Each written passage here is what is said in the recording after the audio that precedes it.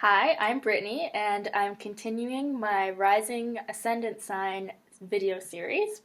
So, what is the rising or ascendant sign? It is the sign rising at the east point at the time that you were born. So, if you don't know the time that you're born, you cannot know your rising sign. It is not the same as your sun sign or your birthday. It is based on the exact time that you're born, and even a couple minutes could get you off. So, you need to find that exact birth time. So this video is about Virgo rising. Also, the rising sign represents how we look at the world, how the world sees us, our basic approach to life, and what other people's first impression of us will be, kind of our physical appearance. Martin Schulman calls it your karmic doorway. So it's not just how we see out, but it's how the rest of our chart, our sun, moon, Venus, Mercury, all of it, how it is expressed through us. So how we let all of our real self be expressed.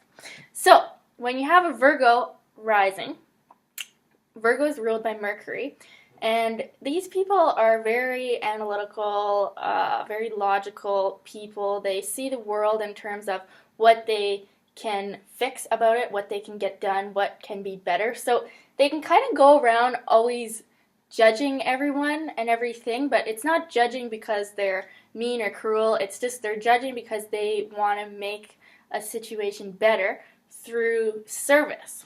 Virgo is the sign ruling the 6th house, which is all about work and service and health. So these people can be great healers, very hard workers. Work is usually a huge theme in their life. They talk about work, think about work. They never stop going. They never stop working. They can be very hard on themselves and very hard on other people because Virgo just generally is that way. But when Virgo can learn self-love and learn compassion, they can be hard workers and notice where everything needs to be fixed still, yes, but they don't have to be so hard on themselves if they can't do it instantly or if other people aren't living up to their expectations. Another thing with this one is that Virgo rising has Pisces on the 7th house cusp, and the 7th house, the first house is our identity, our personality. The 7th house is other people, partnerships. So Virgo risings can tend to attract people that need help, that are either escapists or drug addicts, or maybe just very sensitive and emotional people that need their life to be ordered. So it's quite common for people with Virgo rising to attract people that need help from them, need them to fix their lives. It doesn't have to be this way, or maybe Virgo rising can be that person that needs help, but usually I think they attract people that are like Pisces, so maybe the artist that is struggling and needs help and needs their life restructured, or the drug addict that needs some health advice or whatever. The Virgo rising person can attract this type of person into their life because of Pisces on the 7th house there. What else? Okay, so I find Virgo rising people usually have quite their features are very refined, very, they can be quite beautiful.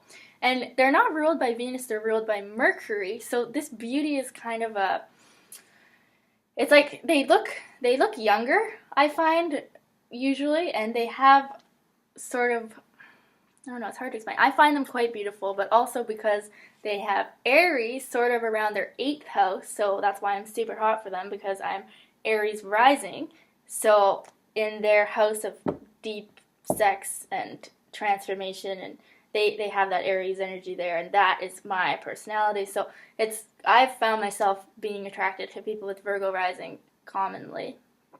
What else? Virgo rising. So then they also have Leo somewhere in or around their 12th house, depending on what house system that you are using. So having the sun ruling the 12th house, these people can have a hard time showing expressions of their ego. So if they do something well, they can have a hard time being like, oh, I did that. They can be too humble. They can actually put themselves down and say, oh, I'm not really that great. I have a lot of work to do, and always be saying stuff like that, if you give them a compliment, like, oh wow, you look really nice, and then oh well, my hair is not that great, I got it, it's not, nothing is ever perfect, right? Because the sun is shining in their unconscious part, when they get alone time, they can really figure out who they are and get their ego back and find that strength in themselves. They can have quite a spiritual side that's only really shown when they're alone, because the 12th house is also when we're alone. And so if they can spend some time alone or in the sunlight, just gaining that confidence in themselves and realizing that it's okay to have a little bit of ego and express themselves truly for who they are and not what they think needs to be done in the environment. They might not always want to be helping or always be working. They might actually have a sense of self that is crying to be expressed truly and honestly without criticism. So anyways, Leo is on the 12th house, so Virgo is rising. What else about Virgo rising? I find these people, they're very helpful, and they're nice. They're just nice people. And they can sort of see where you might need some work and help you with it. And they don't want to take the credit for it even. They can help your life totally and then say, oh wow, look at how Brittany's life was just so helped on her own, with no help of me. Like, they don't need the credit. It's not like Leo rising. They don't need to shine for what they're doing. They're comfortable in behind the scenes work. They can be also pretty nervous all the time because there's always something that needs fixing or that's not perfect, and they can kind of have a nervous breakdown if they're not having adequate alone time to get in touch with this sun part of themselves, right?